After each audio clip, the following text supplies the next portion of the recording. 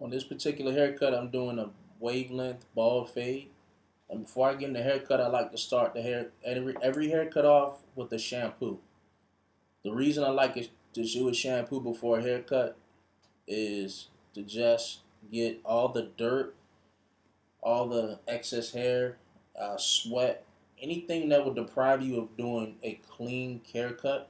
I like to just do that and make the client feel comfortable. I'm doing some massage, scalp manipulation techniques as well. The main purpose is just to lift the hair off the scalp and to give yourself a clean surface to work with. Every artist needs a clean canvas. And as barbers and stylists, this is how we give ourselves a clean canvas.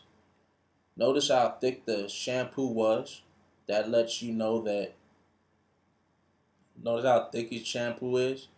That lets you know that the hair is thoroughly clean and shampooed. All the excess dirt and grime is out. And I also like to, do the beard as well. Because beard hair is the same as hair on your head. Still needs to be cleaned.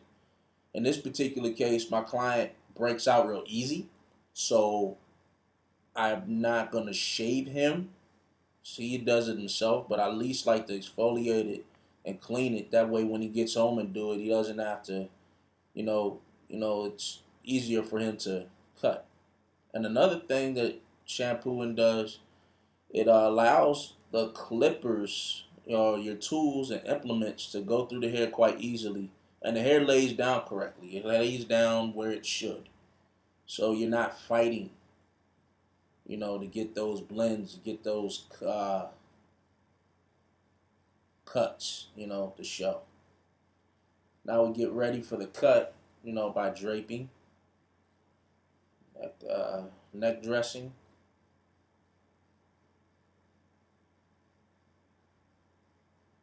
Now we'll proceed to blow dry the hair, making sure that it's not wet. Clippers, most adjustable clippers can't cut through wet hair unless you have a pivot motor clipper, in which case I do, but I'm still not going to cut through it when it's saturated with water. And I'm using a comb because I want to actually go through the hair. I don't want to push it down. See where it lays down, see where I have my problem, my calyx at. Now I get into the haircut using the 5-0 blade, and I do a complete rotation all the way around. A complete rotation around the head. My guide for the setup of the haircut would be the parietal ridge and the occipital bone. Parietal ridge is located near the temple, and your occipital bone is on the back of the head. Notice how this client's occipital bone protrudes or sticks out. So I want to keep a medium fade, so I'm going to keep it right at or just below the occipital bone as to not let it show out. So I don't want to expose it. I want to cover it up and keep it blended as possible. So I made my first line of demarcation, my initial guideline, and worked all the way around. Now I'm going to go 1.5 inches up using my 0A blade. And I'm going to clean and cut every which way that the hair, the opposite of hair. If it lays straight down, I'm going to cut it down. But if it goes to the right, I'm going to cut it to the going into it, as to you just making a line and taking it out. Now I'm going to follow that up with a 1A detachable guard, making my third line of demarcation. So I already did 5-aught. I made a second line with the OA, and I made a third line with the 1A. This is called the skip guard technique because I'm skipping a step. In other words, I'm putting layers into my haircut.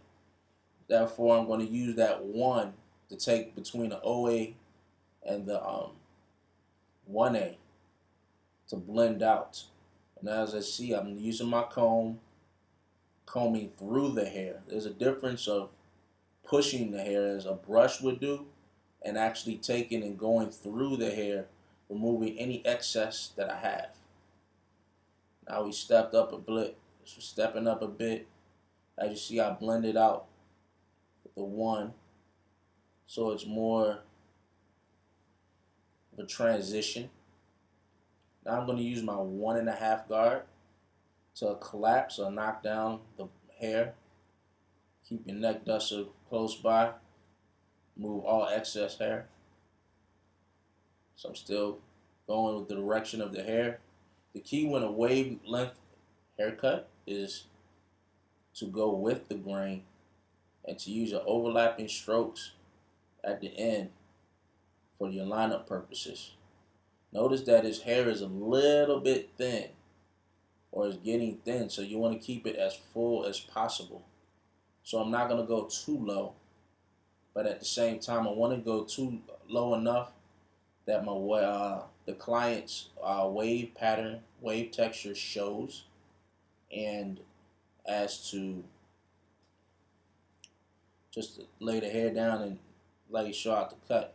Now I'm going to come down with a 1A. Coming down on the hair with a 1A guard. And this is just to really smooth the hair out. I'm not really cutting anything, but I'm smoothing it out. I just want to show, he wants his his pattern to show, so I'm gonna just smooth it out by just going with that 1A. It's not cutting excess, but it's cleaning it up, so to speak.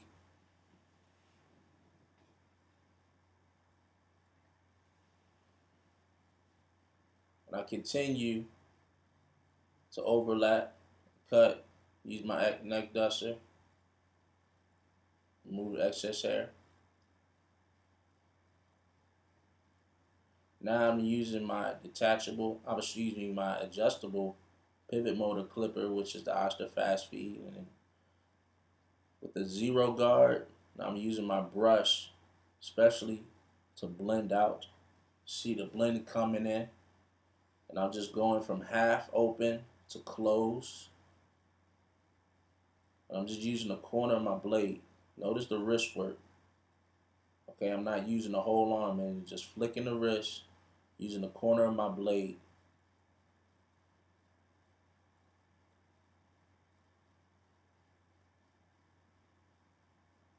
Detailing my haircut.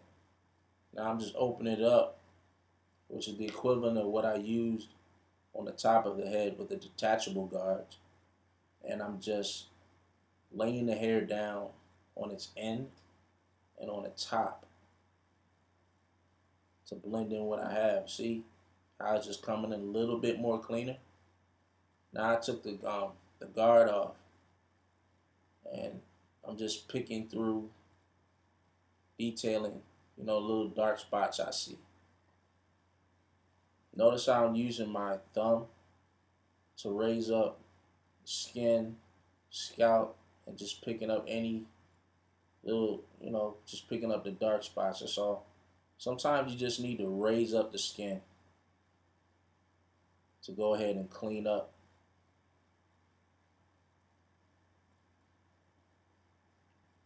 your fade.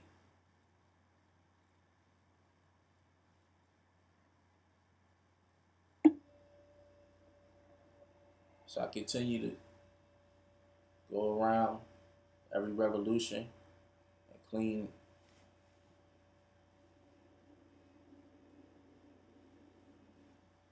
up my haircut.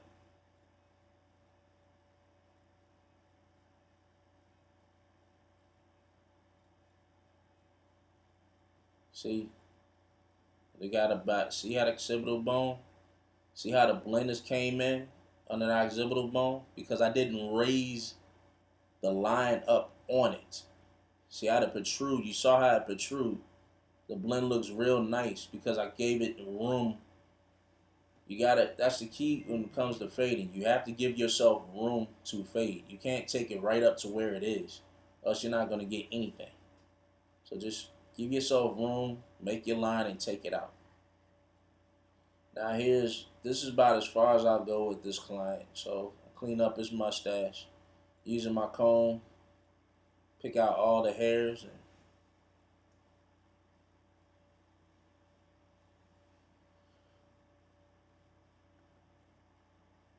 just making sure I line it up as as crisp as possible without having him to bump up.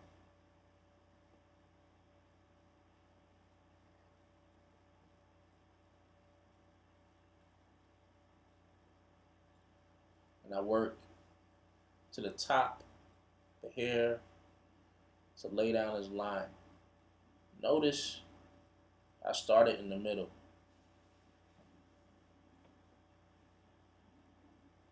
Reason being, you want to balance your line up, your edge up.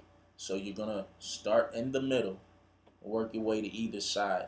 And I use the eyebrow to go ahead as my guides. You don't want to push outside the eyebrow. So you want to use the eyebrows for your guides with the corners. And then you're going to come back. I come back with the shears. When you're using shears, the hair is cut in the middle of the shear. Excuse my videographer right there. But the haircut is should I say the shears? The hair is cut in the middle, not on the tips. The only reason I'm using the tips here is because I've been doing this long enough and I seen where I want to cut. So I'm cutting right then and there. So I'm just setting it up now for the lineup because I'm gonna come back with an enhancement because he's in a wedding. So just cutting out the excess hair on top, cutting the frizz, making it clean, attention to detail. So now I'm just using the hairspray and I'm coming back with a topic. It's called Topic Hair Fibers. It stays in, you know, longer. It's a temporary, but it stays in a little longer than most. So I'm going to come back with it. So I added the hairspray first so it could stick, and then I locked it in with some more hairspray. So I'll come back with the blow dryer. Now I'm lining it up one more time just to make it crispy, get it looking nice.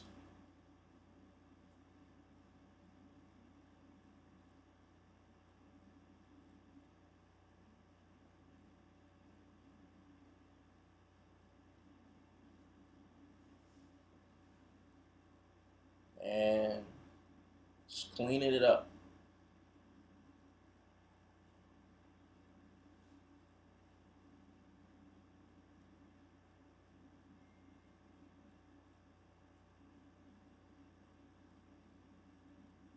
And for your enjoyment, a wavelength ball fade.